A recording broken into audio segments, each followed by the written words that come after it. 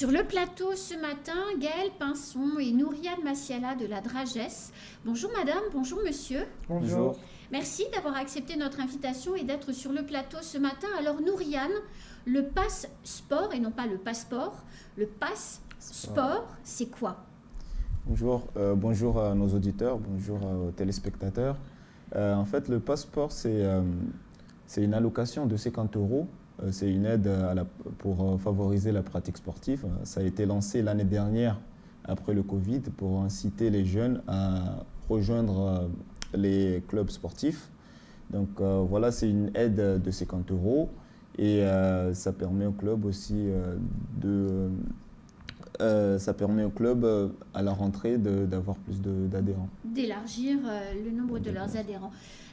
Gaëlle, qui bénéficie de ce pass sport? Alors, on a plusieurs types de publics qui sont éligibles.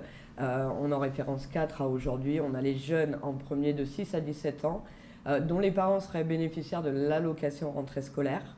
On a ensuite les jeunes de 6 à 20 ans, dont éventuellement les parents seraient bénéficiaires de l'allocation d'éducation enfants handicapés, qui permet d'intégrer, d'inclure aussi ces publics qui seraient plutôt éloignés de la pratique vers une pratique régulière du sport.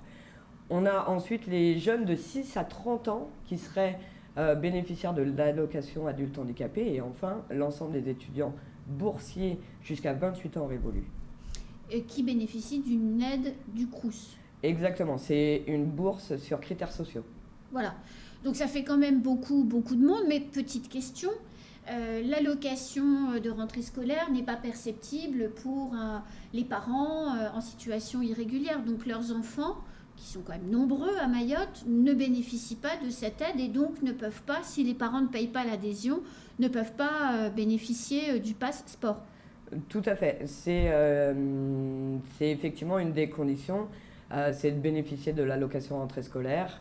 Et effectivement, les enfants dont les parents seraient en situation irrégulière ne peuvent pas en bénéficier. Nouriane, quels sports on peut faire? Quels sont les sports qui sont éligibles à ce dispositif Pass Sport? En effet, tous les sports sont éligibles. Donc, c'est déjà les associations et structures affiliées aux fédérations sportives agréées par le ministère chargé des sports qui peuvent accueillir ces jeunes, mais aussi les associations agréées jeunesse et éducation populaire ou aux sportifs exerçant dans les quartiers prioritaires de la politique de la ville et soutenus aussi par le programme Cité éducative de l'État.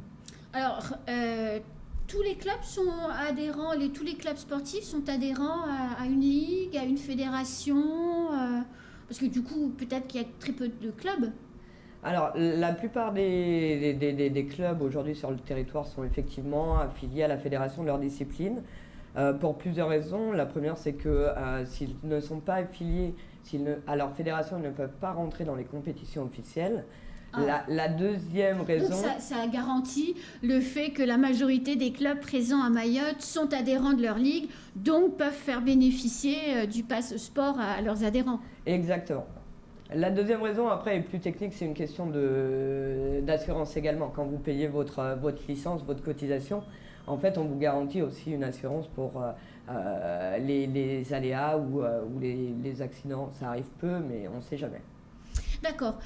Aujourd'hui, vous disiez c'est un dispositif qui a été mis en place l'année dernière, après le Covid, Nouriane.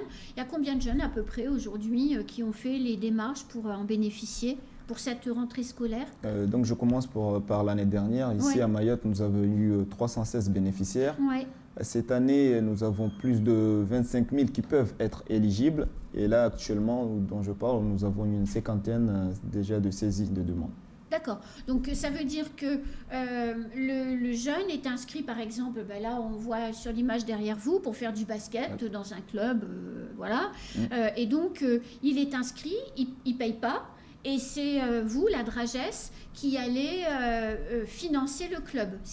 J'ai bien compris. Oui, c'est ainsi, mais je voudrais juste rappeler d'abord le cheminement. En fait, l'année dernière, le jeune il recevait un courrier chez lui où il y avait le code pour amener au club. Cette année, ça a changé. Les parents ils reçoivent un mail donc avec un code alphanumérique de 9 chiffres.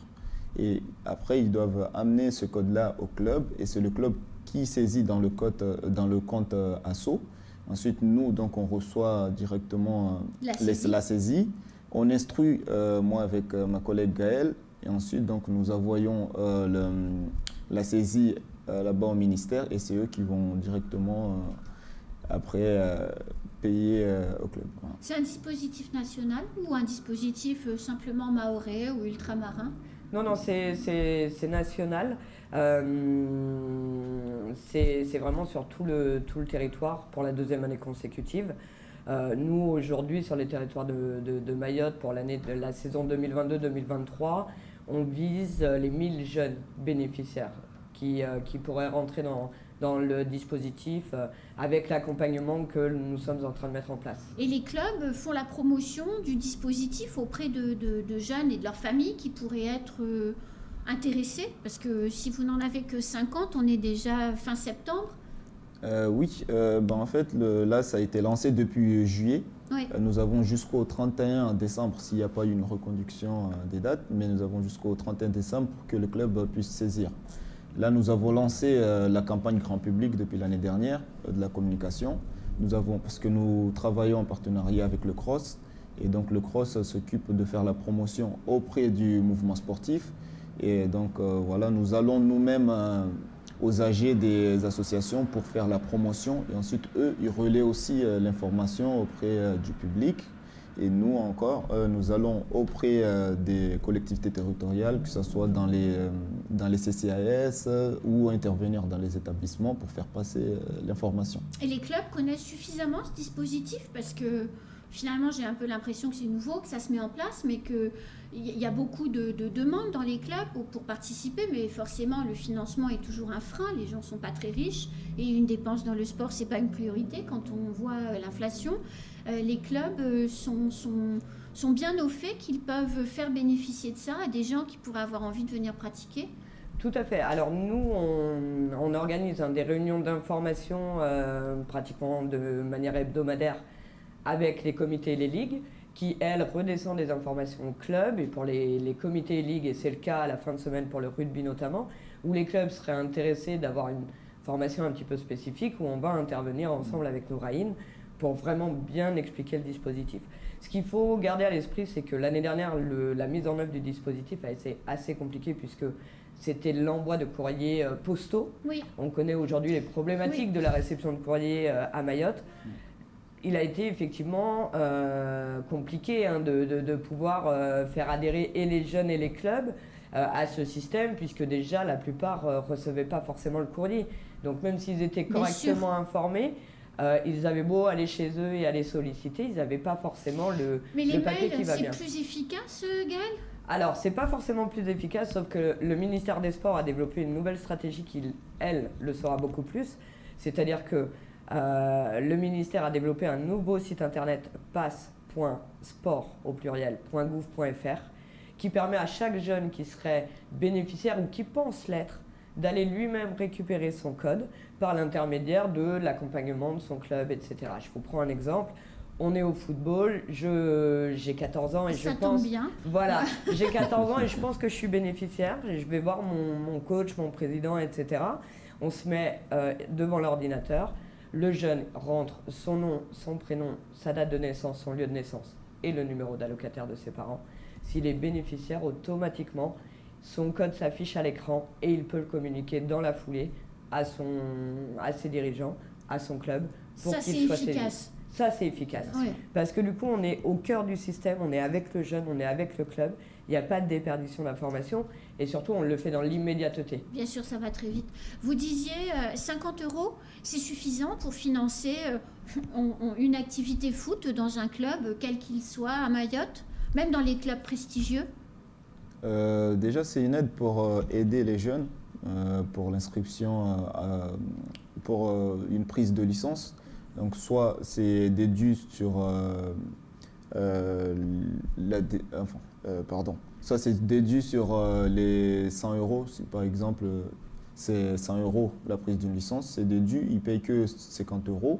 soit dans certains clubs où on ne paye pas encore une adhésion, les clubs peuvent prendre cet argent pour payer que ce soit les maillots ou les crampons pour donner à ces jeunes. Donc oui, c'est suffisant et c'est vraiment une aide qui est la bienvenue ici à Mayotte.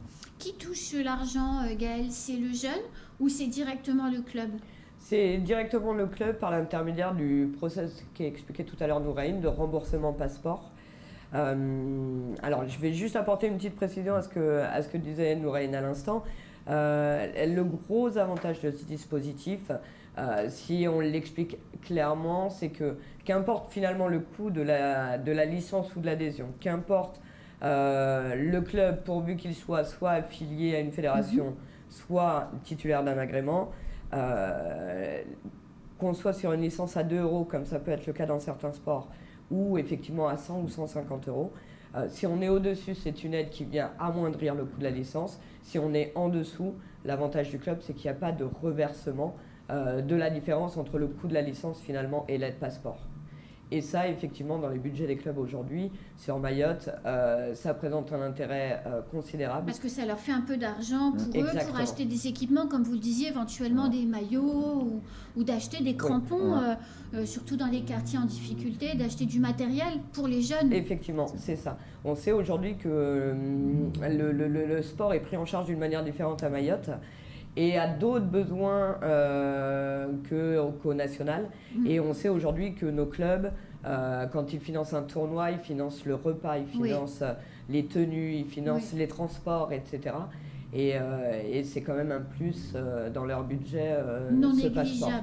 Vous pensez, madame, monsieur, qu'un dispositif comme le Passeport, ça peut aider des associations sportives à développer leurs activités et donc à accueillir plus de jeunes et à faire qu'il y ait moins de jeunes qui fassent des bêtises? Je pense effectivement que ça a un impact très très positif, le passeport, sur le développement et même la structuration par certains égards des clubs de sport. Notamment pour la simple et bonne raison que même si on n'accueille pas forcément tout de suite plus de jeunes, on les accueille différemment et peut-être avec plus de moyens. Et je reviens sur les équipements, sur le matériel, sur la prise en charge de certains repas. Et ça permet aussi peut-être de pas forcément de fidéliser le jeune, mais en tout cas de lui offrir des conditions de pratique. Ça lui donne envie. Voilà, qui soient celles qu'on peut attendre aujourd'hui d'un club qui aurait un peu plus de moyens. On a bien conscience aujourd'hui que la plupart des jeunes ne peuvent pas forcément soit payer la licence ou payer la tenue. Le passeport est une très très bonne aide pour ce secteur. Nouriane, pour les téléspectateurs, pour les auditeurs, je suis un club sportif, je ne connaissais pas ce dispositif avant de vous écouter ce matin, j'ai envie d'en savoir plus parce que je sais que j'ai des jeunes qui ne peuvent pas payer mais qui ont envie de participer.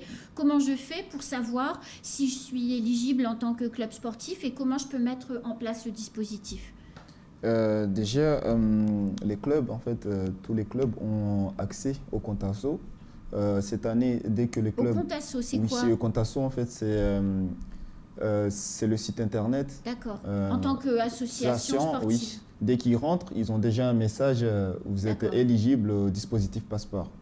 Ainsi, ils peuvent savoir s'ils sont éligibles ou pas. Bien sûr. Oui. Sinon, il y a mon numéro aussi pro. Ils peuvent m'appeler. Comme ça, on peut en discuter. On peut le donner là, 02 69 06 39 29 35 58. Ah, vous donnez carrément votre portable? C'est le numéro pro. D'accord. Redites-le alors, 06 6 39 29 35 58. Okay. Sinon, nous sommes disponibles à la Dragesse, mais aussi ils peuvent prendre l'information auprès du CROSS. Voilà, puisque vous aviez dit tout à l'heure que le CROSS faisait la promotion du dispositif. Merci beaucoup, madame, monsieur. Donc, merci, on a jusqu'au 31 décembre, c'est ça? Exactement, c'est ça. 31 décembre pour saisir l'ensemble des codes qu'on aurait récupérés de nos jeunes. Et nous, on va instruire les dossiers jusqu'à peu près mi-janvier. Les derniers paiements et la clôture du dispositif interviendra pour le 31 janvier. Et ben voilà, ça c'est une super bonne nouvelle pour tous les sportifs de Mayotte. Effectivement. Effectivement, oui. C'est la fin de ce temps de parole. Tout de suite, la suite de nos programmes.